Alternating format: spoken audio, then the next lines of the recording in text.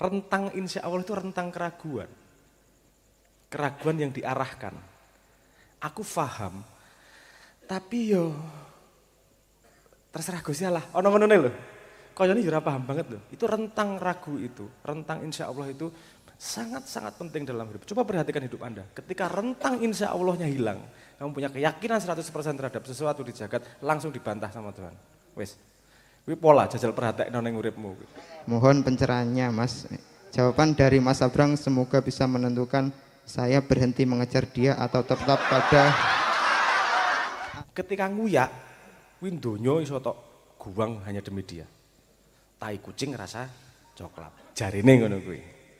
Tapi ketika sudah mendapatkan, kamu terjebak pada obsesi mendapatkan. Sehingga ketika sudah mendapatkan, kayak itu wulan, engko ora menarik meneh. Bismillahirrahmanirrahim. Assalamualaikum warahmatullahi wabarakatuh. Ini pertanyaan dari teman saya. Ini ada kutipan dari Simbah. Kalau engkau mencintai seseorang, bahkan engkau dibunuh oleh orang itu, kalau engkau menjadi cinta, maka dia hanyalah sebutir debu di dalam lubang cintamu. Nah, ini pertanyaan untuk Mas Sabrang. Mas Sabrang, saya ingin bertanya tentang ini. Saya ada catatan dari Mas Sabrang. Kalau semua orang itu lahir dengan lubang di hati, dan ada yang mencoba menutupinya dengan cinta, ada yang mencoba menutupinya dengan kekuasaan, dan ada yang mencoba menutupinya dengan kekayaan. Sepertinya kalau kita paham tidak perlu untuk menutupi lubang itu. Sama-sama punya lubang dan kita sadari itu bukan kekurangan, ternyata lubang itu bukan masalah. Nah, saya sedang jatuh cinta pada seseorang dan saya tergila-gila dengan gadis itu. Dengan saya mulai PDKT dengan mengirimkan surat berisi puisi dan kata-kata cinta. Namun respon darinya hanya tanda petik cukup tahu.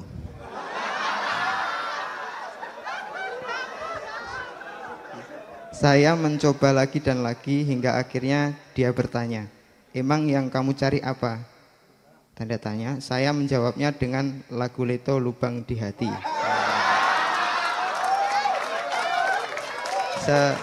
Sepertinya dia bisa mengisi lubang di hati saya. Saat ada kehadirannya saya jadi tenang, jadi lebih hidup, lebih punya arah.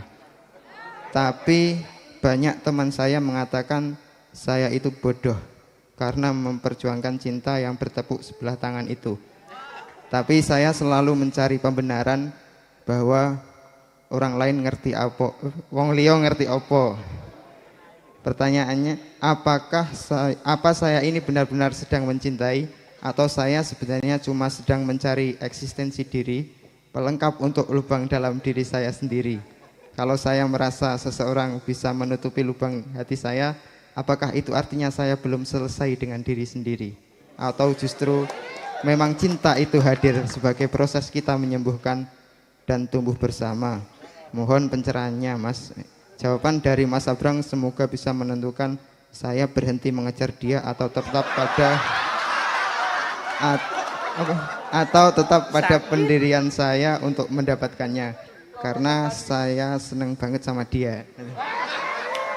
Terima kasih. Assalamualaikum warahmatullahi wabarakatuh. Masya Allah, angele Mas. Jawaban saya itu resikonya tinggi. Karena kemudian jenengan jawab, tadi ngomong jawaban untuk bisa menentukan saya meneruskan cinta atau tidak. Wah, mate aku. Ya gue sing ngrasake kowe dhewe. Sing gendeng kowe dhewe. Aduh, lumayan Mas, dibales tanda petik. Sok-sok ora tau dibales sama sekali ya ono Mas. Soro kuwi ya. Dibaca tok meng dirit ngene. Apa tanda tanya? Wis ngerayu dawa-dawa dibales tanda tanya. Piye rasane iki? Oh alah. Urung tau ngrasake token listrik muni ya. Wis golek cinta.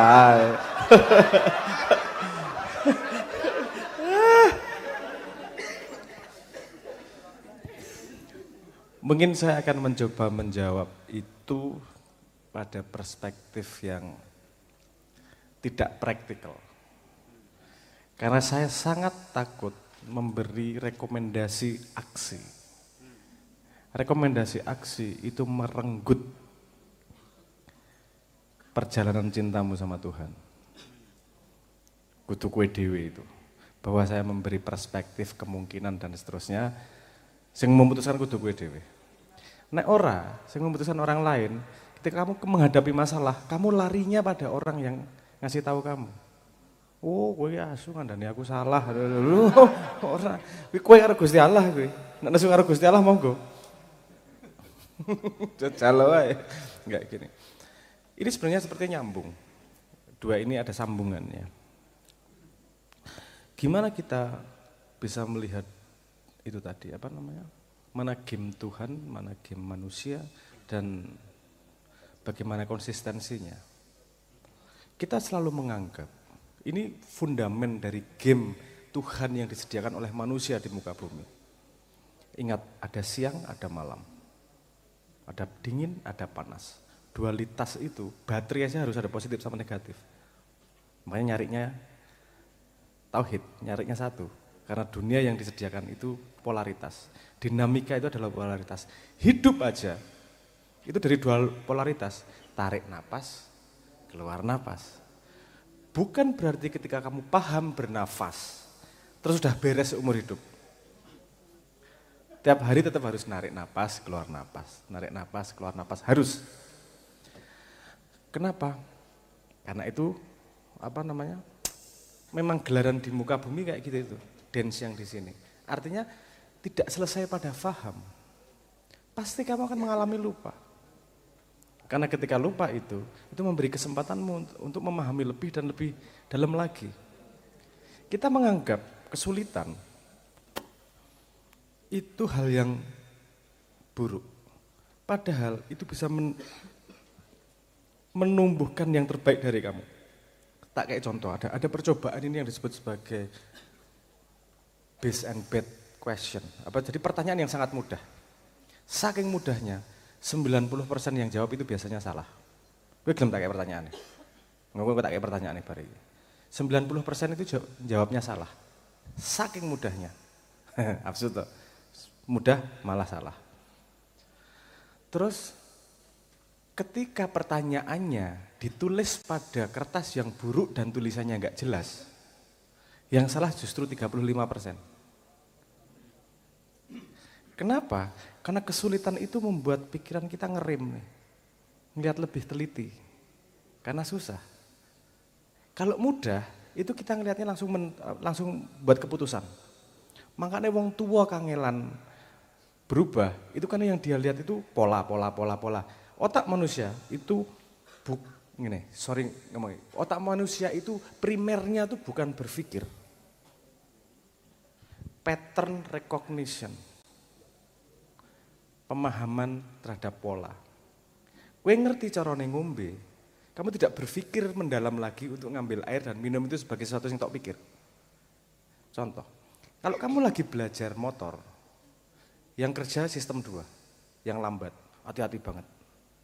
Tapi sering melakukan itu lama-lama menjadi pattern recognition. Dah.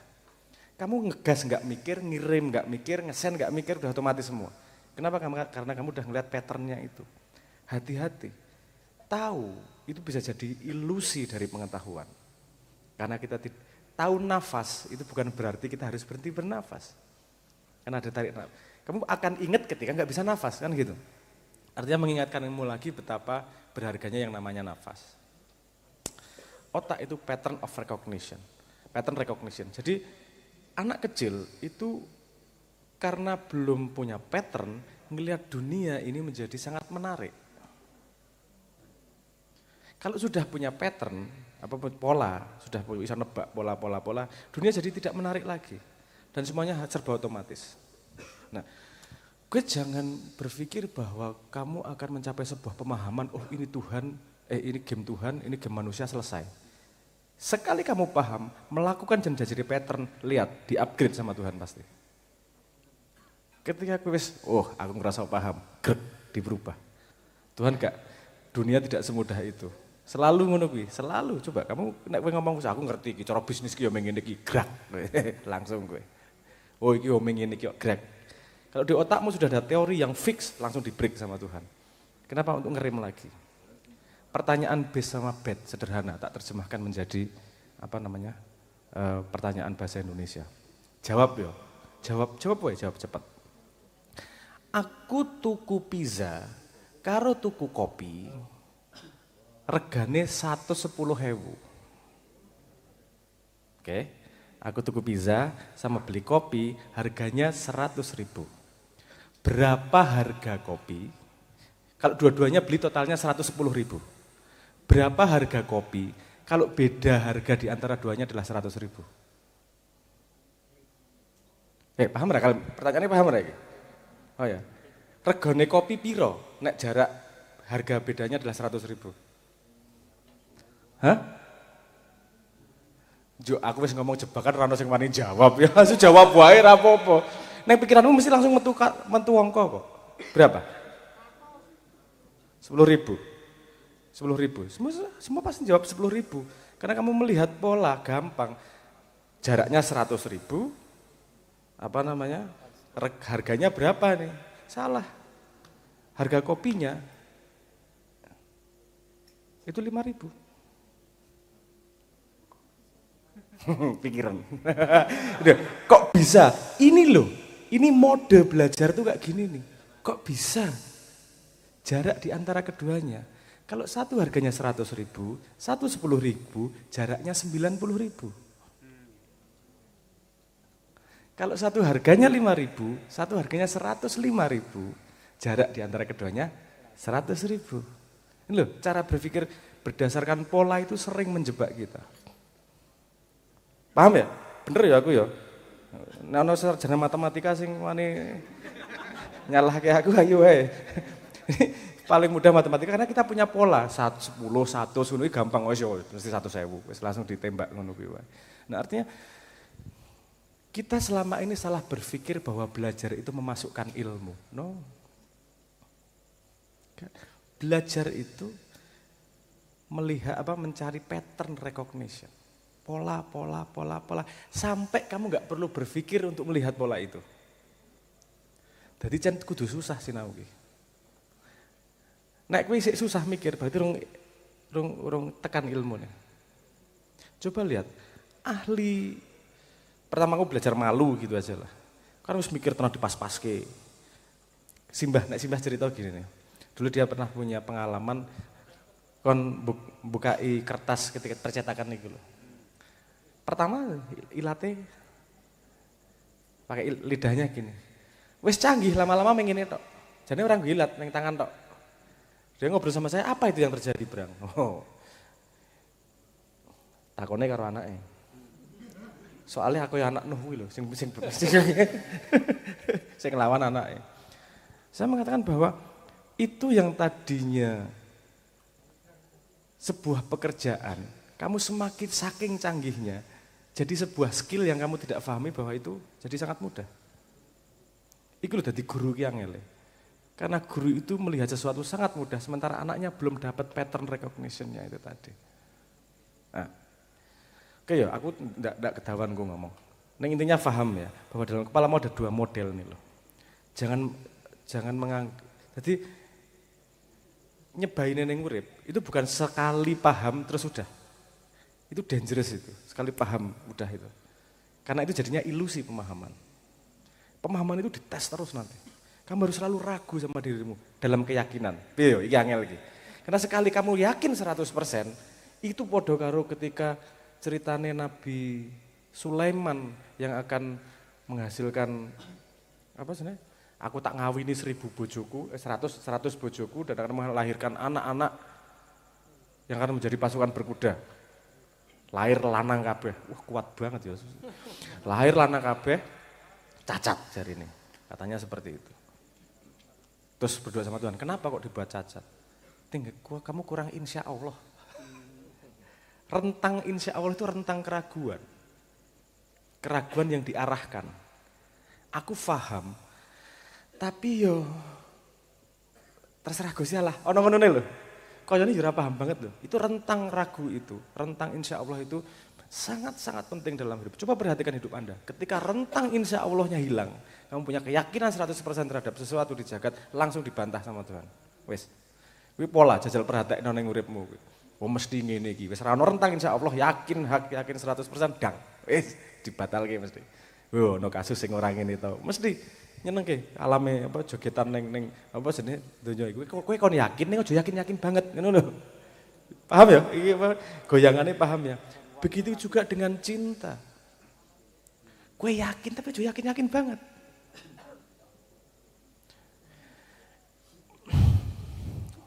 Tak mlebu area sing rada angel iki. Kamu membutuhkan cinta, seperti itu bagian dari nafas. Tanya yang sudah apa namanya, pernah pacaran dan punya pacar.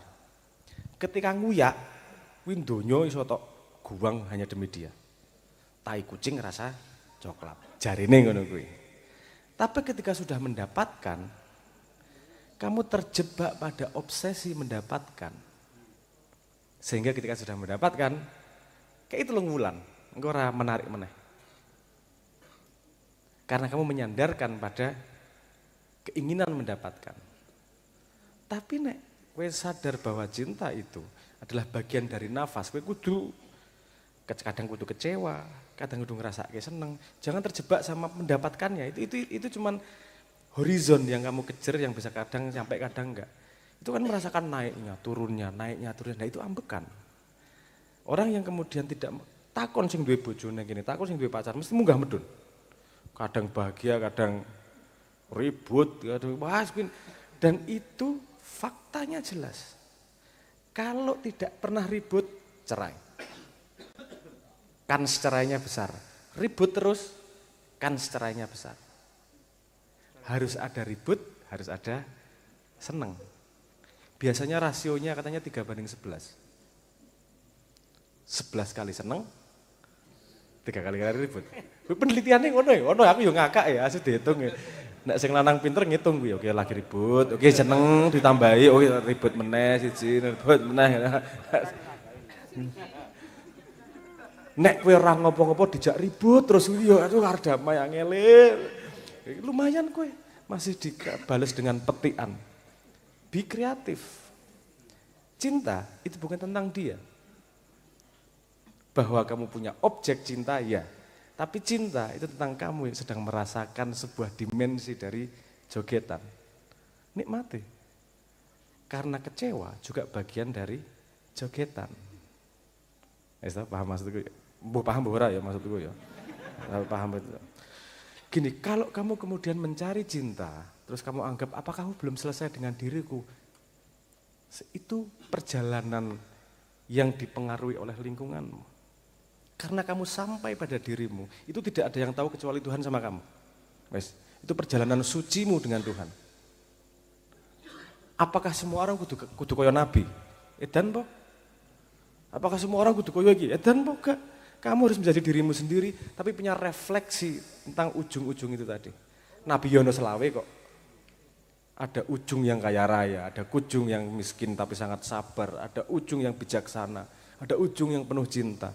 Itu refleksi bagian dari dirimu. Kowe mau di ujung yang mana pada rentang itu, hanya kamu dan Tuhan yang tahu. Dan indahnya adalah, karena tolak ukur perjalananmu, itu hanya kamu yang tahu. Itu indahnya kowe justru itu. Kowe lagi ngerasake cinta yang tak terbalas. Percaya omonganku, kamu sedang lagi belajar sesuatu. Entah tahunya kapan, minha itulah ya tasik. Warzukni fahma. Pemahaman itu rezeki. Tapi gue yuk bisa. Nek ra entuk kan kowe dadi filsafat. Kowe iki apik banget mau sing tok waca itu karena kowe ora ditampa to. Keindahan seperti wah edan kowe dadi seneng maca puji cinta to. Gara-gara maksudnya pengalaman itu akan membawamu pada sebuah perjalanan, selalu perjalanan. Jadi gini, nyun sewu, saya akan dari pengalaman yang saya pahami. Nek kue diajari ilmu tanpa bahasa, kue rap esek ngene, enake gini. Kamu tuh disuruh berjalan. Yang diberikan kepadamu adalah tujuan. Ilmunya adalah ketika kamu menjalaninya. Kamu dikasih tujuan dari Jogja menuju Bandung. Ilmunya adalah pemandangan yang indah sepanjang perjalanan. Bukan urusan Bandungnya. Neng tengah dalan, ketika kesadaranmu sudah berubah, Bandungnya berubah kok. Wes ta? Karena gue semakin jalan, gue semakin paham ki. Delok nek ra percaya, coba kamu ingat cita-citamu dari kecil sampai sekarang berubah berapa kali? Banyak toh.